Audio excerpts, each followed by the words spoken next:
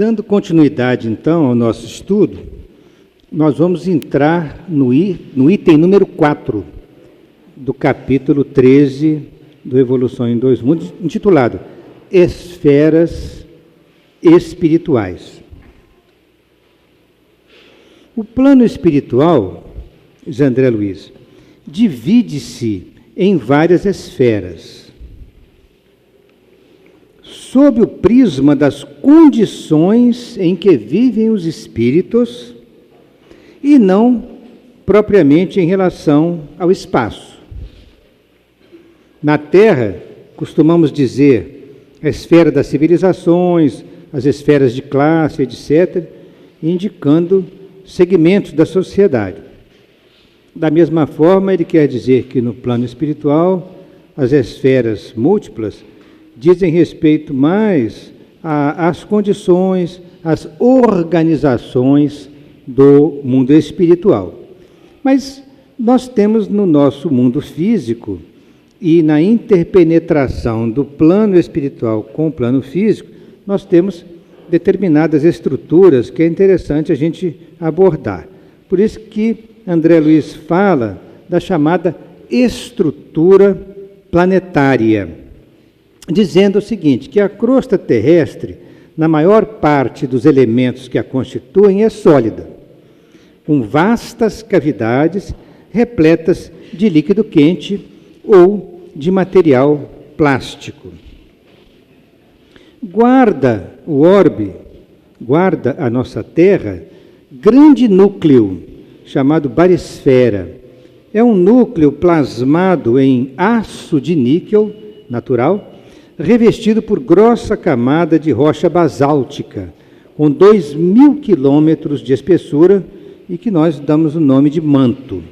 Então, quando André Luiz nos fala sinteticamente sobre a estrutura física do nosso planeta, é interessante nós mostrarmos aquilo que a ciência terrena já vem estudando a respeito da constituição física de nosso planeta. É uma ciência mais ou menos recente, porque, na verdade, é uma conjugação da geologia com a física. Então, isso criou a geofísica, que é uma ciência mais recente de estudos planetários.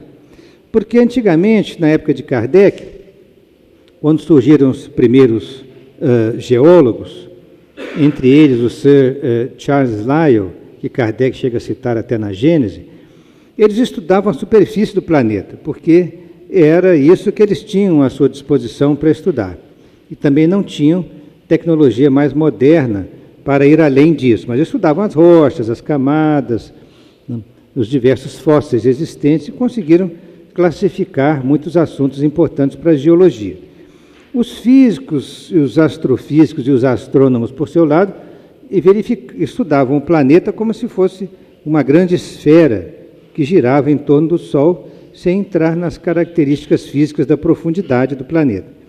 Mas com o tempo, e instrumentos outros foram surgindo, e técnicas de pesquisa também, até que tiveram que juntar os conhecimentos da física e da geologia para formar uma ciência nova no século XX, que é a geofísica, que, sob vários aspectos, vem estudando o nosso planeta, o seu campo magnético, a estrutura física do planeta, isso ajudado por aparelhos como os sismógrafos, que foram desenvolvidos para o estudo e a prevenção dos terremotos. Bom, então, através dos sismógrafos, principalmente, é que se chegou a conhecer, de forma assim, genérica, a estrutura física do nosso globo. E os cientistas, então, dizem que ele se constitui da crosta terrestre, que é uma pequena camada bem fina em relação à espessura do planeta, em relação ao raio do planeta. A crosta terrestre é muito fina. Imagine se nós cortássemos uma maçã e víssemos a casca da maçã em relação à dimensão, ao diâmetro da maçã. A casca da maçã é realmente uma película fina, sobre a fruta. No caso da crosta terrestre, nós teríamos uma crosta com uma espessura média aí de 25 a 50 quilômetros, mais ou menos, que é uma película muito fina, já que se consideramos que o raio do planeta tem cerca de 6.300 quilômetros aproximadamente. Então, se nós tivermos uma crosta de 50 quilômetros, ela é muito fina em relação a 6.300, não é verdade? Depois da crosta, nós temos aqui o manto, que ele vai desde a profundidade da crosta até o núcleo. Ele tem uma espessura média aí de 2.700 a 2.800 quilômetros. E depois chegamos ao núcleo. Esse núcleo tem uma divisão em núcleo externo e um núcleo interno. O núcleo, por sua vez, ele tem um raio de 3.500 quilômetros. Então vejam que a constituição básica do nosso planeta é feita pela crosta terrestre, que é uma fina película que contém, né, rocha solidificada com os continentes e os oceanos. Abaixo dessa crosta, o manto, e abaixo do manto, o núcleo. E se nós fizermos um corte no planeta e nós retirarmos desse corte para estudo, aqui nós temos uma ideia tridimensional deste corte, pegando a crosta terrena com as suas variações de espessura, de relevo, né? Nós temos aqui o manto e aqui o núcleo. Vendo num corte a Terra com as suas subdivisões, recordando que nós temos a crosta muito fina aqui em cima, como se fosse uma película que flutuasse sobre o manto. O manto ele contém rochas derretidas, que é o magma. Então, quando um vulcão entra em explosão, entra em erupção, ele explode e joga aquela rocha derretida. Aquele ali é o magma, rocha derretida, porque a temperatura do manto muito elevada permite que as rochas fiquem em estado líquido, né? E nós temos, além do manto aqui, uma visão mais profunda, o núcleo, até chegar ao ponto central da Terra. Esse núcleo interno, mais ou menos 1.250 quilômetros de raio, né, a hipótese dominante a respeito deste núcleo é de que ele é constituído por uma mistura de ferro e níquel, na proporção de 10:1, como nos meteoritos. Ferro e níquel, na proporção de 10:1. E aqui uma visão do artista de como estaria esse núcleo interno constituído. A pressão sobre esse núcleo é tão grande que os metais se encontram sólidos, apesar da temperatura altíssima. E a pressão sendo muito grande não deixa o metal derreter. Então suspeita-se que o núcleo seja sólido de ferro e níquel, e na proporção de 10 de ferro para 1 de níquel. Da mesma forma como os meteoritos têm essa mesma composição. Esse núcleo interno, também chamado barisfera, ele tem uma composição baseada, como já dizemos, em ferro e níquel, mas ele tem outros metais em menor concentração, principalmente seria de ferro e níquel. A espessura dele é em torno de mais ou menos 1.200 quilômetros de raio, conforme já tivemos oportunidade de referir, e a sua temperatura máxima atinge 5.500 graus. É a temperatura da superfície do Sol. A superfície do Sol tem entre 5.500 e 6.000 graus de temperatura. Então, no nosso núcleo da Terra, bem no interior, chamado barisfera, a temperatura é semelhante à temperatura da superfície do Sol, 5.500 graus. E a pressão é absurdamente elevada. Se nós, na crosta terrestre, a pressão atmosférica exercida sobre nós equivale a 1 atmosfera, então toda essa camada de gases que existe sobre nós, né, prolongando-se a mais de 600 quilômetros de altura, ela exerce uma pressão sobre o planeta, porque o campo gravitacional da Terra está puxando a atmosfera para dentro, então ela exerce uma pressão. Essa pressão na superfície da Terra, ao nível do mar, ela equivale a 1 atmosfera de força. Lá dentro no interior do núcleo, nós temos uma pressão de 3.600.000 atmosferas. É uma coisa assim, difícil de compreender esse nível de pressão existente no núcleo ou na barisfera, o núcleo interno do nosso planeta. Mas André Luiz vai um pouco mais além nas suas informações e chega a dizer, olhem que esse livro foi publicado em 1958, 59, e chega a dizer que nós temos deste modo os continentes do mundo como uma ligeira película com a propriedade de flutuar à maneira de barcaças imensas sobre o maciço basáltico. Película essa que mantém a espessura média de 50 quilômetros. Quando André Luiz disse ligeira película com a propriedade de flutuar, ele estava até avançando um pouco nos conhecimentos geológicos da época, porque a grande revolução da geofísica aconteceu dos anos 60 para frente, com as descobertas todas que levaram ao conhecimento da estrutura física do planeta. Ele antecipou um pouco essa informação ao dizer que essa película flutua sobre o manto. Por quê?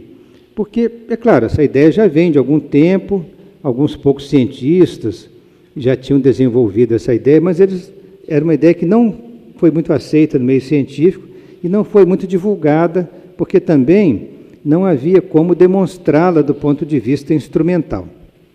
Então a coisa ficou um pouco parada, até que nos anos 60 começaram a desenvolver técnicas para estudar a estrutura do nosso planeta. Mas André Luiz, um pouco antes, falou que os continentes flutuavam.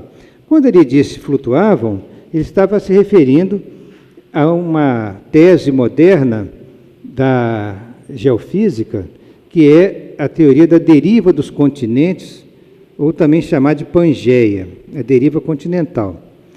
Antigamente, todo mundo, inclusive os cientistas, eles pensavam que a crosta terrestre era sólida e imóvel, que a crosta terrestre não se modificava.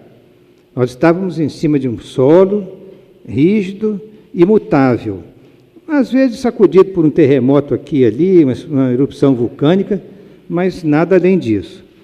Só que, devido a muitos estudos e observações da flora e fauna de vários países, a comparação da flora e fauna de outros países que estavam separados pelos oceanos, levaram os cientistas a concluir, por uma série de outras informações também de ordem de estudo de rochas, de estudo de fósseis, chegaram à conclusão que há muitos milhões de anos atrás existia um único continente no planeta, que era denominado de Pangeia, e que, ao longo de milhões de anos, não se sabia como esses continentes foram lenta e progressivamente se separando para formar o mapa continental atual de nosso planeta, que, diga-se de passagem, ele próprio está em movimento, né, na atualidade, vai modificar-se no futuro. Então, essa é a teoria da deriva continental ou Pangeia, ou seja, os continentes flutuam, né, sobre o manto, que é aquela rocha líquida embaixo, o magma. Até não é difícil a gente imaginar, já que a crosta terrestre é uma película muito fina em relação à espessura total do planeta, e se logo debaixo dessa película existe rocha líquida, como se fosse né, uma coisa meio assim, nem sólido nem líquido, né? Como se fosse um conteúdo assim, como se fosse um mingau grosso, um creme, né, na Constituição. Mas de qualquer maneira, quando ela sai na erupção vulcânica, a lava escorre, então ela tem aquela consistência, né, entre sólido e líquido, né, e ela tem aquela consistência assim, de fluir. Né. Então, se nós temos uma crosta muito fina, rochosa, solidificada, porque em contato com a temperatura externa, ela solidificou, porque lá de fora é frio e a rocha solidifica. Mas, na profundidade, é um líquido pastoso. Então, se a película é muito fina, dá para a gente imaginar que essa película, de certa forma, está flutuando ali naquela substância pastosa das rochas do manto. Mas daí que isso modifique a posição, que forme separação dos continentes, ficava difícil de entender como que isso acontecia. Então, essa teoria foi desenvolvida principalmente dos anos 60 em diante, já com alguns cientistas do passado imaginando, mas sem saber que forças fariam essa mudança no nosso planeta. Assim é que, no período permiano, e aqui nós estamos vendo, né, há 225 milhões de anos atrás, o continente único era chamado de Pangeia. Né? Mais adiante, no período Triássico, 200 milhões de anos, já começou a ocorrer alguma separação, onde as linhas negras aqui estão denunciando.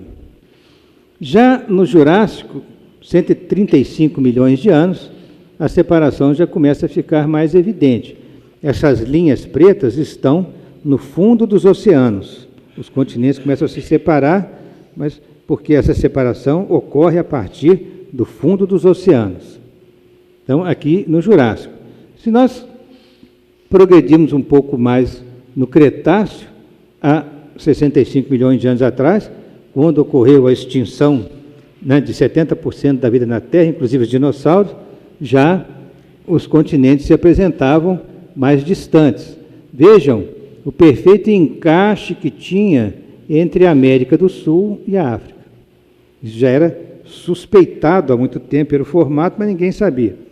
Acontece que, no fundo dos oceanos, formam-se grandes cadeias de montanhas, que são as dorsais meso-oceânicas. Nós temos a dorsal meso-atlântica, meso-pacífica, as dorsais do Índico. Então, cada cadeia de montanha dessas que se forma, ela tem vulcões submarinos em grande quantidade.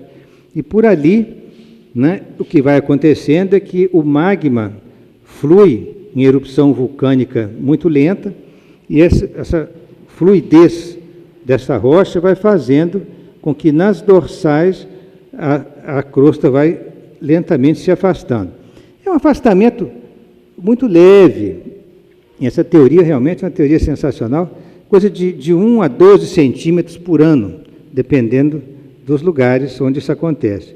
Isso acontece que se vocês botarem 10 centímetros por ano, em 1000 anos, nós teremos uma distância considerável, né? Dos 10 centímetros multiplicado por 1000. Nós temos 10.000 centímetros. Mas em 1 milhão de anos teremos, né, 10.000, nós temos 10 milhões de centímetros, que viria a ser 10 milhões de centímetros, cairiam para 1 milhão de decímetros, aí daria mais ou menos 100 mil metros, né? 100 mil metros equivale a 100 quilômetros. Quer dizer, então, em 1 milhão de anos, 100 quilômetros representa uma separação bem significativa.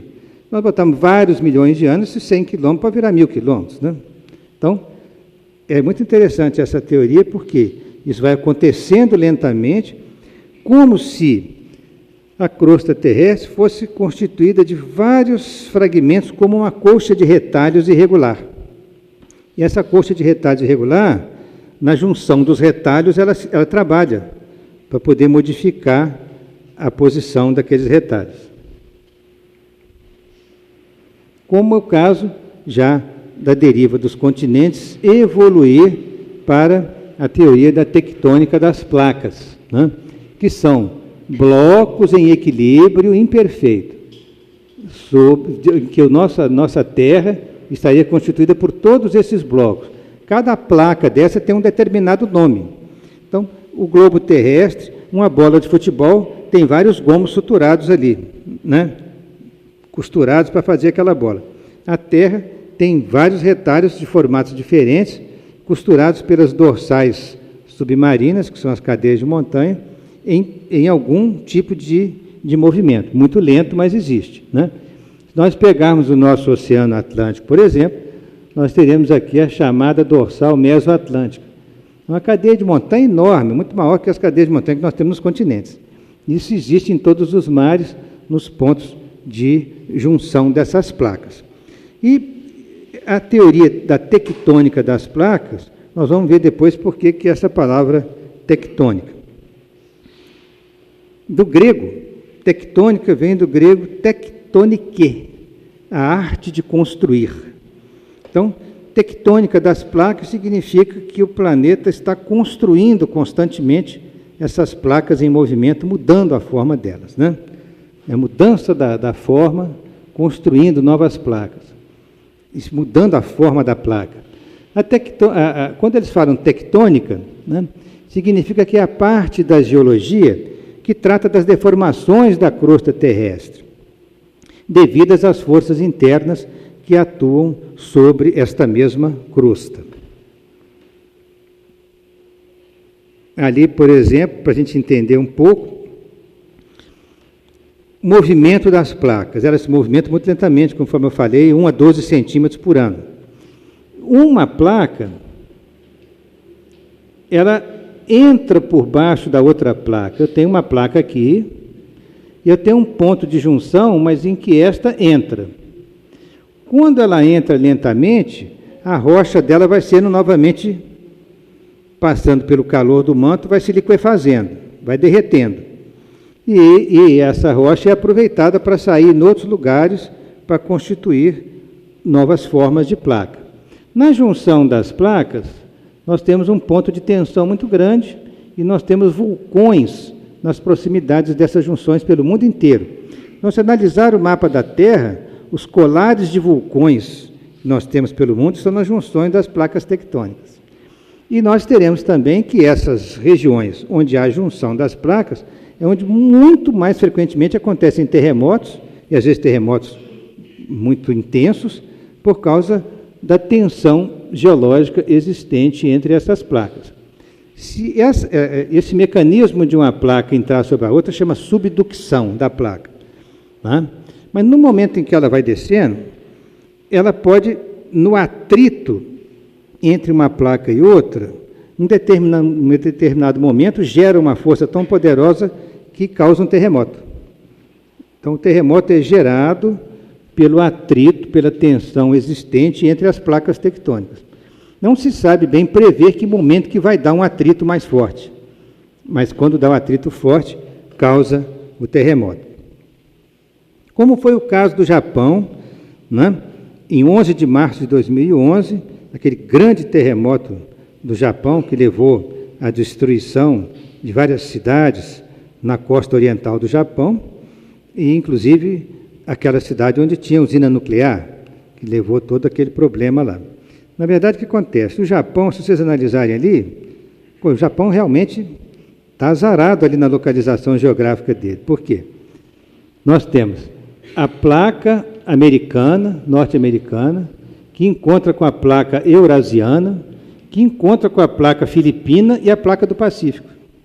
Então, tem junção de 4 placas tectônicas no território do Japão, na vizinhança dos mares do Japão. Por isso que o japonês convive com terremoto no seu dia a dia com uma frequência muito grande. Neste caso específico que aconteceu em 2011 no Japão, houve uma tensão muito grande entre a placa do Pacífico e a placa norte-americana. Então, a cerca de 130 quilômetros da costa do Japão, surgiu o epicentro desse grande terremoto, que gerou um tsunami enorme e que destruiu muitas cidades da costa oriental do Japão, inclusive trazendo problemas graves para a usina nuclear de Fukushima, né? Trazendo um desastre ambiental terrível. Era um terremoto da magnitude de 8,9 na escala Richter, que aconteceu a 25 quilômetros abaixo do solo. Isso é uma coisa interessante. Quando acontece terremoto, o terremoto, a origem dele não é na superfície, ele é na profundidade da crosta, porque a junção das placas ocorre alguns quilômetros para baixo. No caso, foi a 25 quilômetros abaixo do solo marítimo, em que a placa do Pacífico chocou-se com a placa norte-americana a 130 quilômetros de distância da costa japonesa. E isso gerou ondas de 10 metros de altura, um tsunami terrível, destruindo grande parte da costa oriental do Japão. Essa energia liberada nesse terremoto foi calculada como se fosse a explosão de 108 mil bombas de Hiroshima. A energia gerada pelo atrito dessas placas. Você vê que a energia liberada é uma coisa assim impressionante.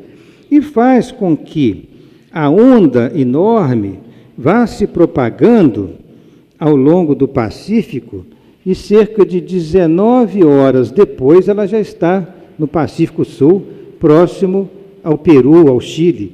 Claro que, à medida que distancia, as ondas vão se atenuando, que, né, se elas são muito altas na área do terremoto, com a distância elas vão abaixando e chega na costa do Chile e do Peru com ondas bem menores. Mesmo assim, existe todo um alerta, né, para que se tome o devido cuidado.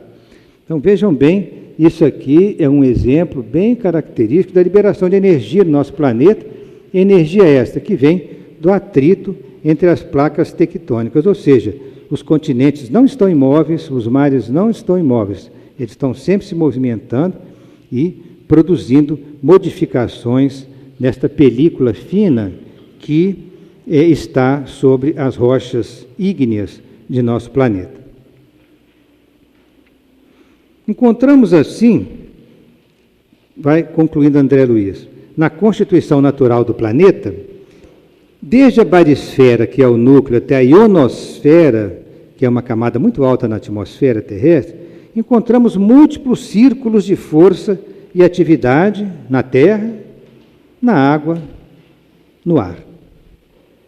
Quando ele fala múltiplos círculos de força, ele não está se referindo somente à vida dos encarnados, não. Ele está se referindo também ao mundo espiritual, e principalmente ao mundo espiritual. Nós conhecemos muito pouco, evidentemente, né? Apesar de todas as obras publicadas, nós conhecemos pouco sobre o mundo espiritual. Conhecemos alguma coisa do nosso planeta físico, mas conhecemos pouco do mundo espiritual. Lá a diversidade de vida também é muito grande, né?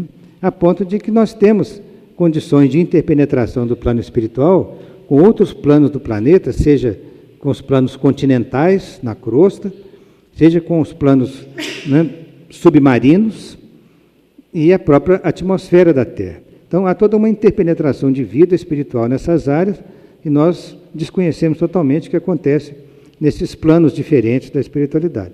Mas sabemos, por algumas informações, que há a possibilidade de existirem espíritos no mar, né, em desfiladeiros debaixo da crosta da Terra, em situações muito variadas, né? É uma coisa interessante de dizer, porque é muito mais diversificado e complexo do que a gente possa imaginar. A barisfera, que vem a ser essa barisfera, com que André Luiz citou agora há pouco, é um núcleo de alta densidade, constituindo o núcleo central do globo terrestre. Também conhecido como centrosfera ou metalosfera, é constituído, como já falamos, de ferro e níquel. Já a ionosfera, a qual André Luiz se refere, é uma camada muito elevada da atmosfera terrestre. É uma camada da atmosfera que fica situada entre a mesosfera e a exosfera.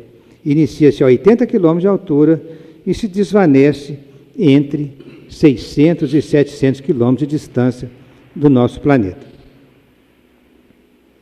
Então, agora voltando para a nossa figura aqui, desde a barisfera até a ionosfera, muitos círculos de força diversificados existem. Se nós, aqui do planeta nós já falamos, mas se nós fizermos um corte na nossa atmosfera, que o nome atmosfera é um nome genérico. A atmosfera é o nome dado a toda a composição gasosa que envolve o nosso planeta, desde a superfície da crosta até que ela desapareça no espaço, vai se tornando cada vez mais rarefeita até desaparecer. Então, mas por que nós temos atmosfera? Porque os gases que circundam o nosso planeta, resultantes de muitas erupções vulcânicas, resultantes de muitas reações químicas e de muita liberação de gases variados pelas próprias plantas, como o oxigênio, nós temos hoje uma atmosfera com uma determinada composição gasosa, né, em que nós temos aí em torno de 70% de nitrogênio, até mais, 75% de nitrogênio, 21% de oxigênio e gases rarefeitos em quantidade diversificada, mas pouca quantidade. Então nós temos muito nitrogênio, né? Nós temos oxigênio, bastante também, 21%, e temos pouquíssimos outros gases. mas é uma quantidade muito grande, porque são quilômetros e quilômetros de espessura. Por aqui a gente vê que está chegando aqui a mais de 1.000 quilômetros. Aqui nessa figura ela passa de 1.000 quilômetros de espessura quando chega na exosfera, para diante da ionosfera. Pode ser até que na época do André Luiz, quando ele escreveu o livro, não se falava muito dessa exosfera, porque ele falou desde o núcleo até a ionosfera. Poderia até ter dito desde o núcleo à exosfera, né? Mas o fato é que é uma espessura muito grande de gases. E eles existem no nosso planeta por quê? Porque o campo gravitacional da Terra é suficientemente forte para segurar essa atmosfera do planeta. Já o planeta Marte, que é bem menor que a Terra, cujo diâmetro é metade da Terra, tem um campo gravitacional fraco, não consegue segurar a atmosfera dele, a atmosfera de Marte é extremamente rarefeita. E a Lua, que é menor que Marte, não tem atmosfera nenhuma. Então, quem segura a atmosfera em cima de um planeta é o campo gravitacional do planeta, que atrai esses gases para junto da superfície. Então, existe, mesmo no mundo espiritual, considerando, existe entre a crosta terrestre e toda essa altura de mais de 1.000 quilômetros aqui, espessura, existe vida diversificada também referente ao mundo espiritual. Agora, entrando no item 5, sobre a questão dos centros encefálicos, que já que no capítulo ele está falando de fluidos, agora ele já vai entrar mais propriamente no aspecto mental por causa da produção do pensamento, depois de todas as considerações feitas. Então, no item 5, sobre os centros encefálicos, André Luiz diz o seguinte, que pelo reflexo dos pensamentos, a criatura desencarnada vai conhecer o resultado de suas criações na passagem pelo plano carnal, porque ele enfrentou situações encarnadas, então ele vai desenvolver ações que gerarão efeitos na lei de causa e efeito. Então ele vai conhecer o resultado de suas criações, quando passou pelo plano carnal, mas ele vai estar no mundo espiritual. E lá, o pensamento, muito livre, ele tem muito diretamente relação com sentimentos e desejos da criatura. Então, a lei de causa e efeito tem a ver no plano espiritual relativa a tudo que ele construiu na vida física, né, como encarnado. Esses centros encefálicos e a sua organização, André Luiz fala que com a supervisão dos orientadores divinos, nós temos o centro coronário perfeitamente integrado ao centro cerebral, como se fosse numa ação de um influenciando no outro. Então, existe uma interação entre o centro coronário e centro cerebral, que se associam no encéfalo em movimento sincrônico de trabalho e sintonia. É a interação entre os dois centros. Esses centros encefálicos estão sob o controle direto da mente.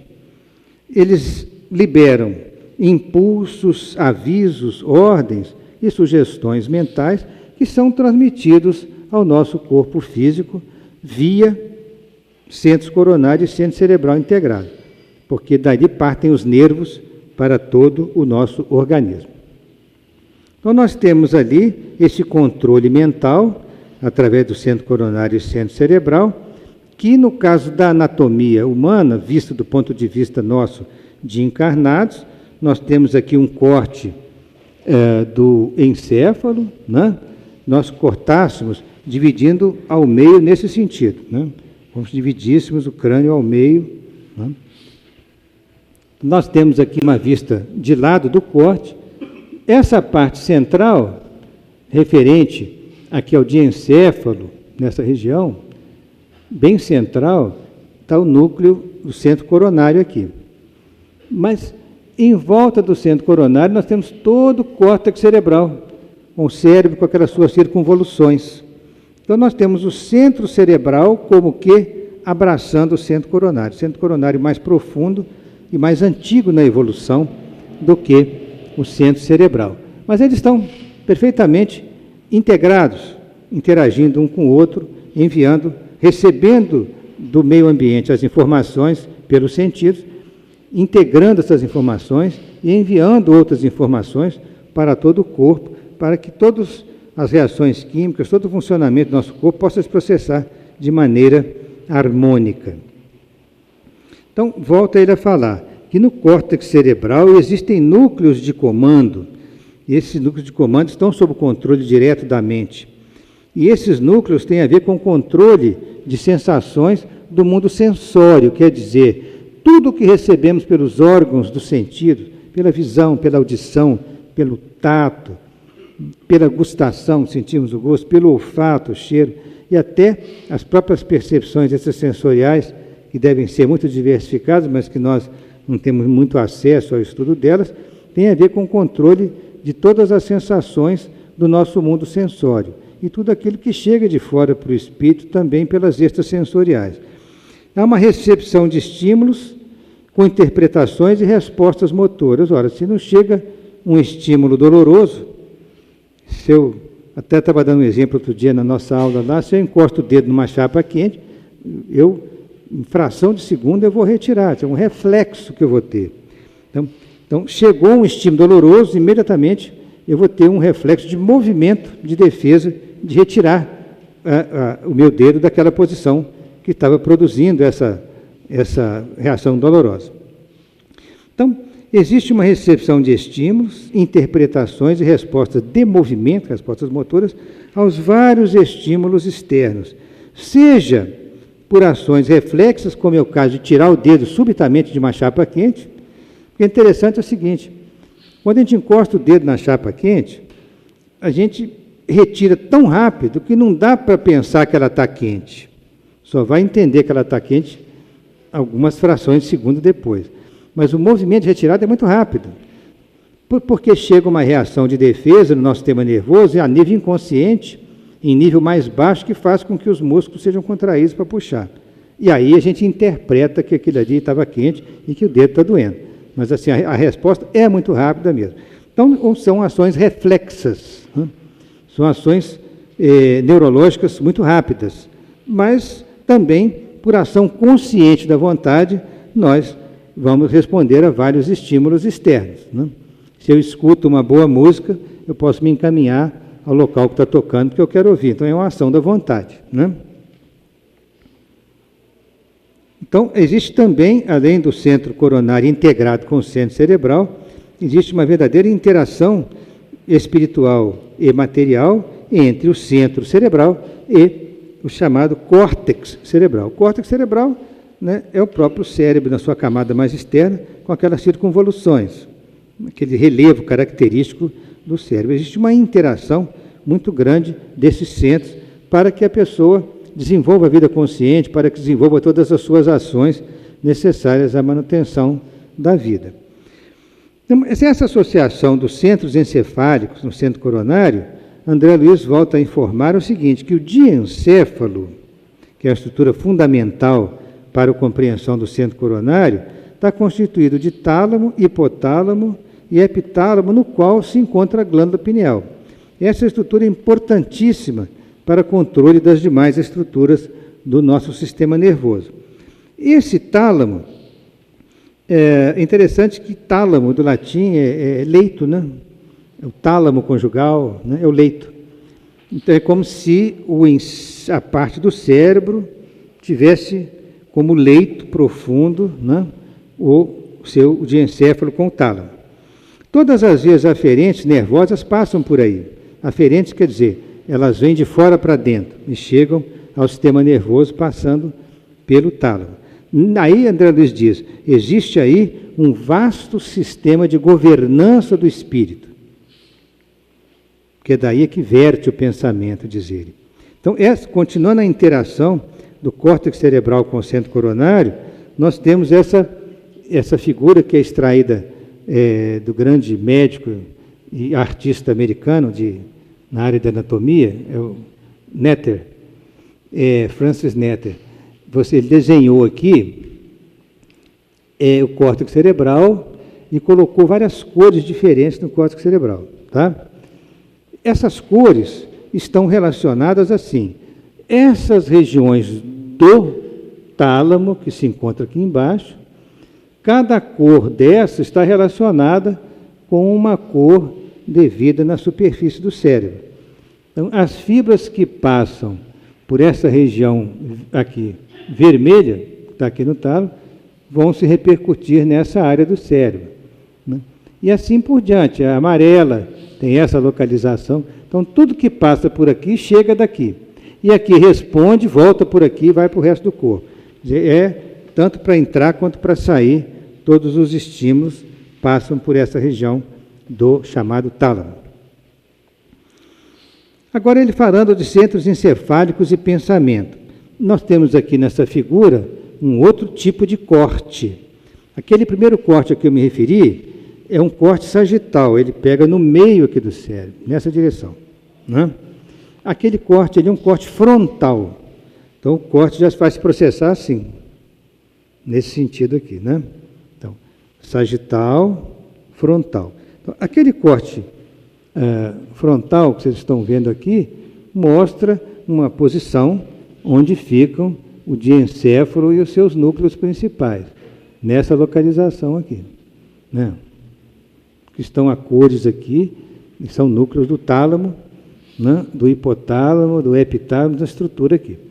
Então, nessa delicada rede de forças, através dos vários núcleos diencefálicos, diz André Luiz, verte o pensamento ou fluido mental, por secreção sutil, não do cérebro, mas da mente. Então ele compara o pensamento como um fluido mental, né? E que é uma secreção, que é uma coisa que é constantemente liberada e gerada nessa região, mas não é do cérebro propriamente dito material, é do próprio espírito, para passar pelo perispírito, para chegar às células nervosas. Este fluido mental influencia todo o córtex cerebral e o organismo em geral, porque sem a presença do espírito não haveria vida. Se o espírito se desligar definitivamente do corpo, é desencarnação. A presença do espírito envolve o controle total de tudo que funciona no organismo, seja por automatismo, seja por vontade consciente.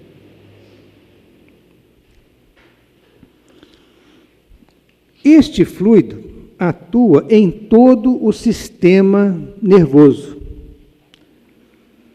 E deste sistema nervoso dirige-se ao corpo, vitalizando e dirigindo todo o cosmo biológico. Espalha-se, então, em torno do corpo físico, e o que é mais interessante agora, ele passa dos limites do corpo e organiza a chamada psicosfera, ou o halo psíquico, ou simplesmente a aura.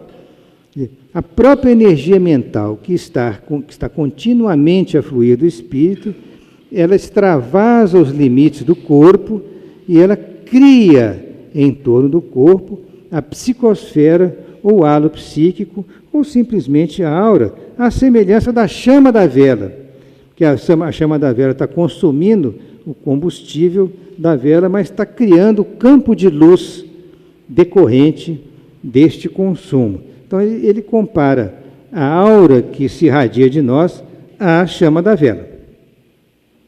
Então, da mesma forma que nós temos essa psicosfera, o halo psíquico em redor de nosso corpo, de cor variada, de acordo com a evolução do espírito e com nossos estados de emoção, de sentimento, a própria vela emite de si o halo luminoso, um efeito comparativo que André Luiz chamou a atenção.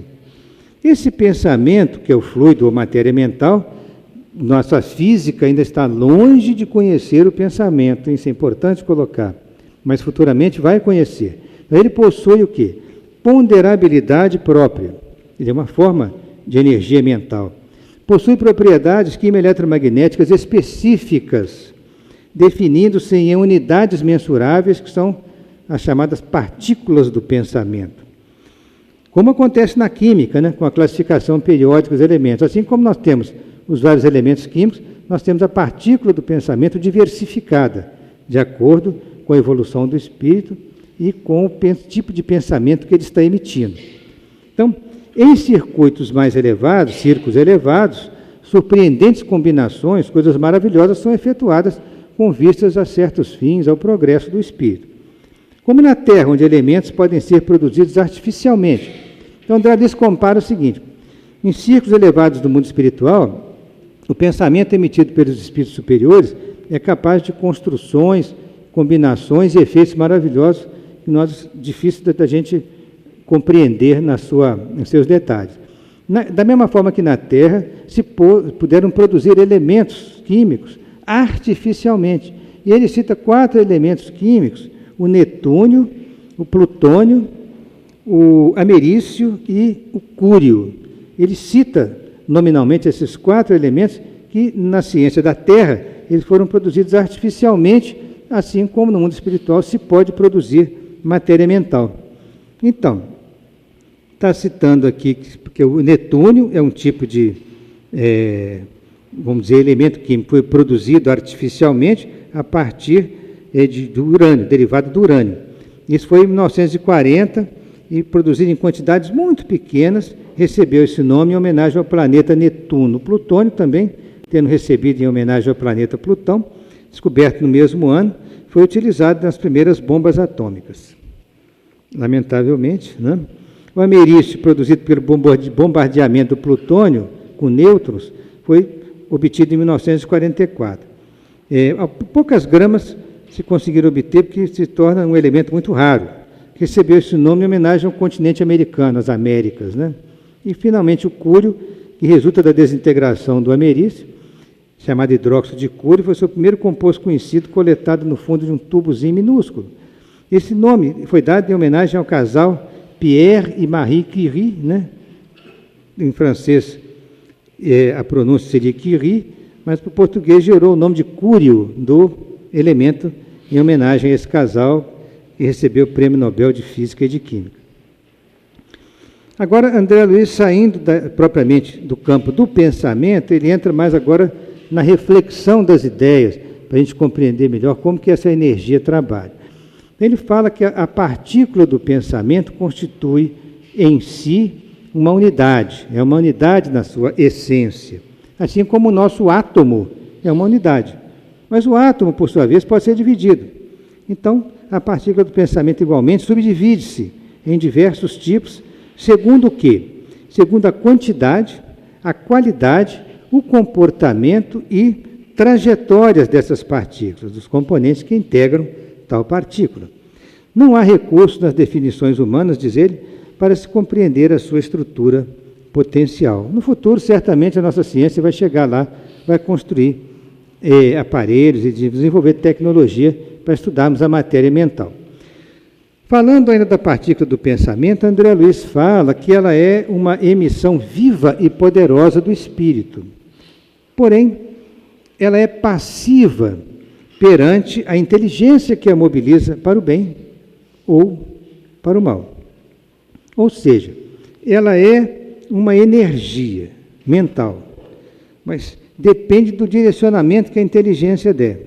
Da mesma forma como a mediunidade em si, que é uma faculdade neutra, depende do uso que se vai fazer da mediunidade, no caso, também é passiva essa partícula do pensamento em relação à inteligência, que a inteligência pode mobilizá-la numa direção ou na direção oposta, para o bem ou para o mal. Da mesma forma, o sentimento dá forma a essas partículas e natureza também para o bem ou para o mal.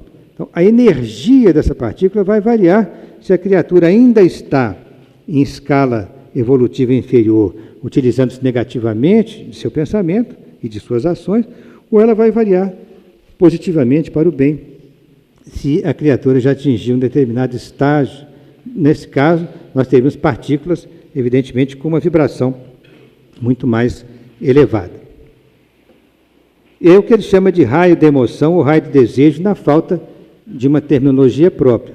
Segundo a natureza do sentimento, né, o pensamento pode converter-se, então, em fluido. Fluido de que tipo? Gravitante ou libertador. Ácido ou balsâmico. Amargo ou doce. Alimentício ou esgotante. E, finalmente, vivificador ou mortífero. Essa relação né, de situações relacionadas ao pensamento, coloca extremos, né? É uma dialética antepondo dois extremos. Em situações que, pela evolução, o espírito sai da posição de produzir, por exemplo, né, um pensamento gravitante, né, que fosse prender as criaturas em torno de si, para um pensamento libertador, compreendendo a necessidade de que seus semelhantes devem, todos eles, seguir seu próprio caminho. Então, nós temos exemplos de bons e maus pensamentos. É muito comum a gente ver hoje, em filmes modernos, até alguns desenhos animados, em que o personagem ele tem que tomar uma decisão qualquer, mas ele não sabe bem qual a tendência, de que direção ele vai tomar. Aí aparece sempre alguém do mal para inspirá-lo para tomar uma direção negativa. Ou aparece um anjinho, alguém do bem, que vai inspirar a criatura numa direção mais positiva. Mas a gente, na nossa consciência, a gente observa que a gente frequentemente luta com esses dois seres mitológicos e, digamos, na verdade, eles não estão morando na nossa consciência. Né? Influências externas existem, nós sabemos disso. Mas eles representam muito bem as influências de quem quer nos prejudicar ou de quem quer nos ajudar. Né? Mas lá no nosso íntimo, nós temos, né, as nossas lutas de pensamento para tomar determinadas decisões. Digamos que alguém nos agrediu no serviço e que na mesma hora a gente não reagiu. A gente segurou a reação. Mas depois nós vamos ficar em dúvida, porque a atitude que eu vou tomar contra essa pessoa que me prejudicou no serviço. Vou denunciá-lo ao chefe, vou criar um problema pessoal com ele, vou discutir com ele ou vou deixar passar. Então, isso começa a mexer com a nossa consciência e a gente fica tentado a tomar esse ou aquele caminho. Então, é importante sempre pensar desse lado positivo, né, para que a gente evite de prejudicar desnecessariamente pessoas em situações que às vezes nós nos colocamos em situação difícil, mas que sempre tem uma maneira, às vezes, de contornar pela paz, pela compreensão, pelo entendimento. Tentar sempre o caminho do entendimento. Então, essa questão dos bons e maus pensamentos, isso aí todo dia faz parte da vida da gente, né? Afinal de contas, a gente vive na Terra. A questão da força do sentimento. Ele diz, a que está configurada no raio da emoção, ou do desejo, né? Ela opera diferenciação da massa e do trajeto, do impacto, da estrutura do pensamento. Olhem que, no futuro, eles terão que estudar realmente a matéria mental, como estudam hoje a fronteira da matéria, né? As fronteiras da matéria, as subpartículas atômicas que estão sendo muito estudadas na constituição da matéria, mas nós vamos dar um salto, mudando para a fronteira do pensamento, mas tendo que conhecer o que é cada partícula daquela, qual a sua massa, seu trajeto, sua diferenciação, sua frequência vibratória, seu comprimento de onda e assim por diante. Muita coisa para aprender no futuro. Quanto ao fluido mental, ele continua dizendo o seguinte, que permite o trânsito de imagens entre cérebros que se afinam. Esses cérebros se afinam pela reflexão natural e incessante, estabelecendo as ideias progressistas que, originalmente, as ideias vertidas dos espíritos superiores que trazem noção de civilização para os povos. Quer dizer, como existe o trânsito entre cérebros que se afinam, existe trânsito entre encarnados e desencarnados. E o trânsito dos espíritos superiores para a Terra leva sempre a noções de progresso e de civilização, considerando a história da humanidade. Isso acontece tanto aos encarnados e desencarnados da Terra, provindo dos planos superiores da espiritualidade. Esses espíritos superiores transmitem noções de progresso às tribos encarnadas desde o período paleolítico. Paleolítico, idade da pedra. E o paleolítico é um período muito longo. Ele pega de 2 milhões de anos para trás, chega até 10 mil anos. Então, durante muito tempo, nós trabalhamos com pedra lascada, a dificuldade de produzir instrumentos que nos ajudassem a desenvolver uma civilização.